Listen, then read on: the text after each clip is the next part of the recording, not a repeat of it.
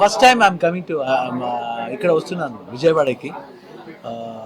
ఒక film straight film చేస్తున్నాను first time తెలుగులో, హీరోగా ఫస్ట్ టైం చేస్తున్నాను. ఫస్ట్ శాతకర్ణిలో ఒక సాంగ్ చేశాను, బాలయ్య బాబు 100 ఫిల్మ్లో ఒక సాంగ్ చేశాను. తర్వాత ఇప్పుడు పెద్దీలో ఒక స్పెషల్ రోల్ చేస్తున్నాను, రామ్ చరణ్ కూడా.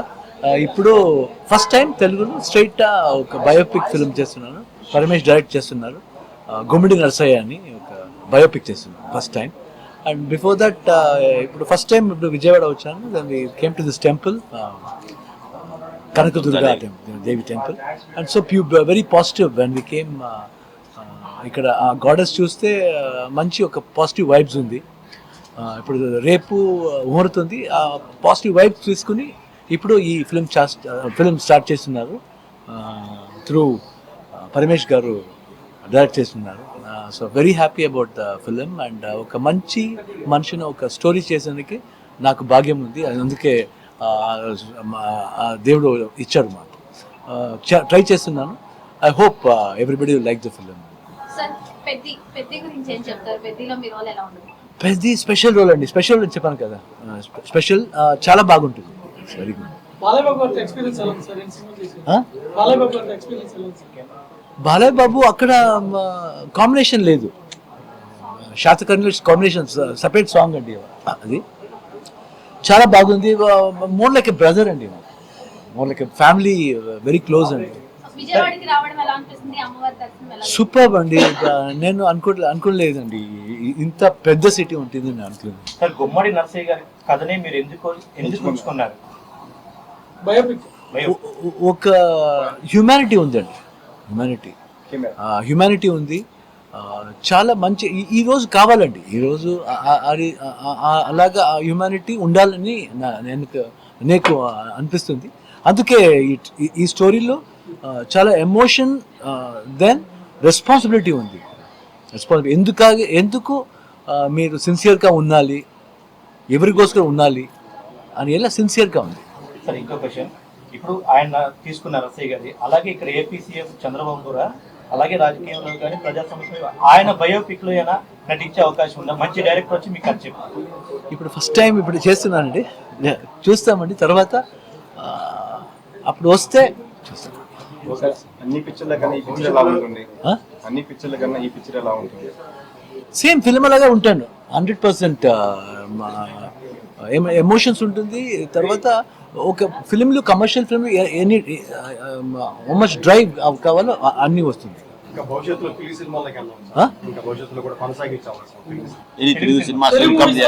ఇప్పుడు ఫస్ట్ టైం చేస్తున్నా, 2-3 ఫిల్మ్ వచ్చింది, ఇంకా సైన్ చేయలేదు. You ask in English, you tell in Telugu, no problem. I can understand. Yes. Sir, Telugu ప్రేక్షకులు ఎలా అనిపిస్తుంది? Telugu people. Fantastic అండి, నో డౌట్ అబౌట్ ఇట్. ఇక్కడ కాదండి, ఇండియాలో మటు కాదండి, అబ్రాడ్లో చాలా మంది ఉన్నారు, చాలా మంది గుర్తుపెడతారు. And they respect us. And మంచి ఫుడ్ ఇక్కడ, very good food. I love Andhra food. వాళ్ళకి ఏం చెప్పండి సార్?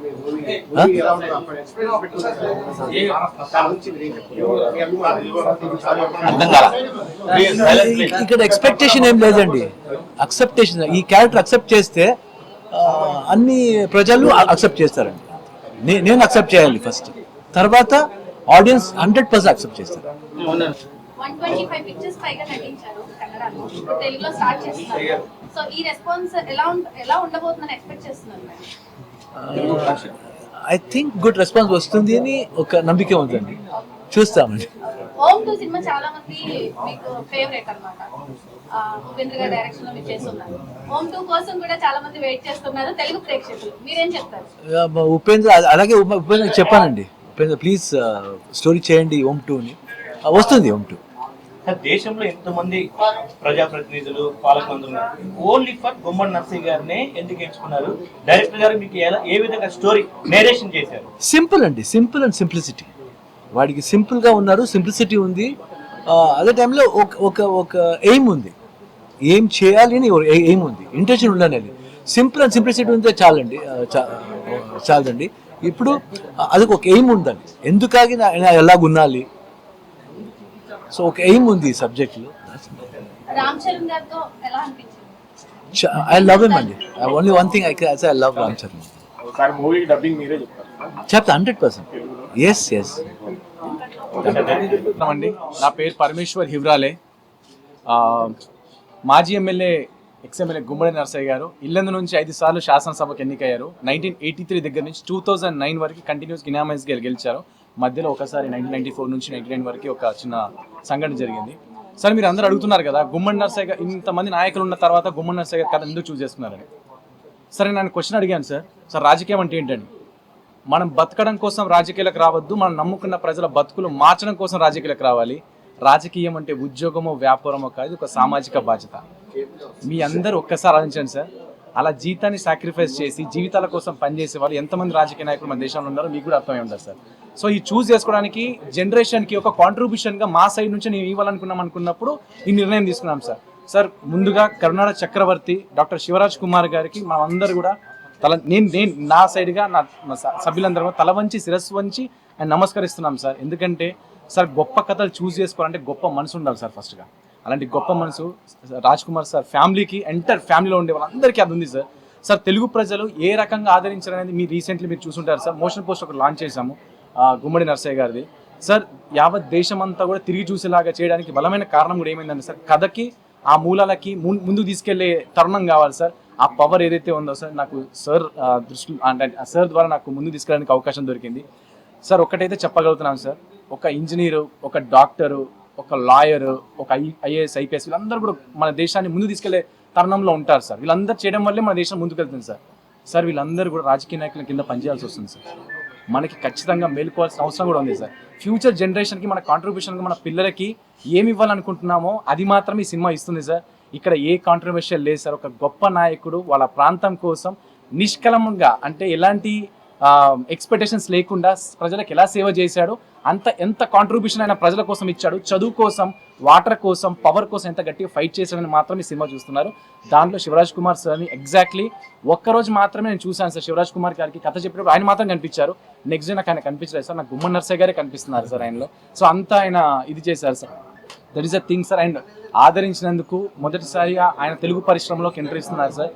ఆయన 135 ఫిలిమ్స్ సార్ ఆయన చేసింది. ఇప్పుడు యాజ్ ఎ డెబ్యూగా తెలుగు ఈ సినిమా చూస్ చేసుకున్నారు. తెలుగు ప్రజలందరికీ కూడా గుమ్మడి నరసయ్య గారికి ఎలా అయితే ఆదరణ దొరికిందో ఈ సినిమాకి మా అందరి టీంకి కూడా మీ ఆదరణ దొరుకుతుందని మనస్ఫూర్తిగా కోరుకుంటూ సెలవు తీసుకుంటాను. తెలుగులో చాలా మంది హీరోలు ఉన్నారు, ఓన్లీ ఫర్ రాజ్ కుమార్ గారిని మీరు ఎందుకు సార్? ఇక్కడ కథ రాసుకోవడం వరకే మాత్రమే ఒక డైరెక్టర్ చేతిలో ఉంటుంది సార్. కథ ఎవరు చేయాలనేది భగవంతుడి నిర్ణయం సార్, స్క్రిప్ట్ నిర్ణయం సార్. ఆ స్క్రిప్ట్ ఎవరైతే మీరు అన్నారు కదా సార్, రియల్ మ్యాన్ అంటాం కదా sir, real politician and real హీరోనే చేస్తున్నారు సార్. అందుకే స్క్రిప్ట్ అక్కడి వరకు వెళ్ళింది. ఆ క్యారెక్టర్ని కరెక్ట్గా రీప్లేస్ చేసే వ్యక్తులు నాకు ఇండియాలో ఇంకెవరు కనిపించలేదు సార్. నాకు శివరాజ్ కుమార్ సార్ కనిపించారు. వెళ్ళి ఆయన దగ్గర నేను కరెక్ట్గా చెప్పండి సార్.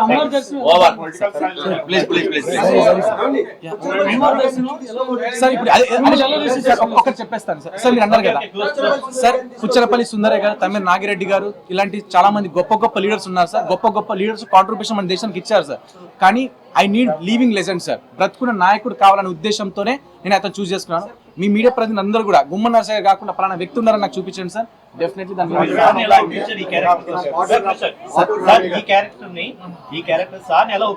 సార్ కథ చెప్పి ఒప్పించాను సార్. కానీ ఒక్కసారి 25 సంవత్సరాలు ఎమ్మెల్యేగా ఉండి రూపాయి శాలరీ తీసుకోకుండా ఎలా ఉన్నారు సార్ నన్ను అడిగారు సార్. పాటరామయ్య గారు గొప్ప లీడర్ సార్.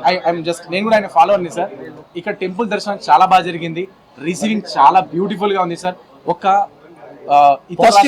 చాలా పాజిటివ్ ఉంది సార్. అమ్మవారి దర్శనం మాకు చాలా అద్భుతంగా జరిగింది సార్. ఎందుకంటే మేము పక్క రాష్ట్రం ఇంకో రాష్ట్రం పక్కన పెడితే ఇక్కడికి వచ్చిన తర్వాత రిసీవింగ్ సార్, తెలుగు ప్రజలు ఎవరినైనా సరే అద్భుతంగా రిసీవ్ చేసుకుంటారు.